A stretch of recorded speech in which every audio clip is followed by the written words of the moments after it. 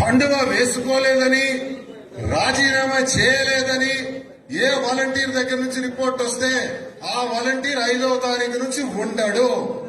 అప్పుడు మీరు చెప్పినా మేము వినము. అయితే ఎవరైతే రాజీనామా చేసి కండువా వేసుకొని నేను చెప్పిన పద్ధతుల్లో తిరుగుతున్నారో ఆ వాలంటీర్ ఖచ్చితంగా జూన్ 5వ తారీఖు నుంచి కొనసాగుతాడు.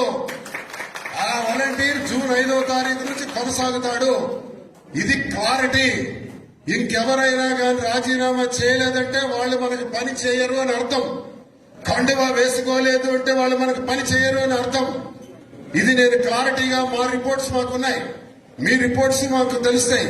కాబట్టి అది ఎవరైతే రాజీనామా చేయలేదో వాళ్ళ మీద మేము కనీసం అంటే కనీసం దృష్టి పెట్టే ప్రసక్తే లేదని సందర్భంగా తెలియజేస్తున్నాను.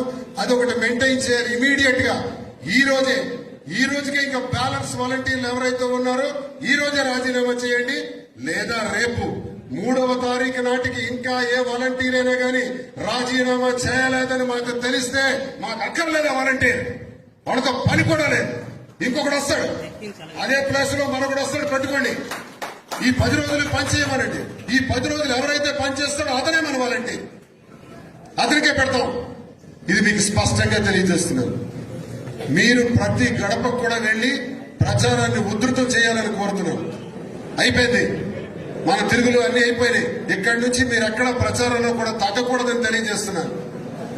పోలింగ్ నాడు కూడా మళ్లీ మనం సమావేశం ఇంత విస్తృతంగా పెట్టుకోవడానికి అవకాశం ఉండకపోవచ్చు. 13వ తారీఖు ఉదయం 7 గంటలకల్లా మనకి పోలింగ్ స్టార్ట్ అవుతుంది. 7 నుంచి 6 గంటల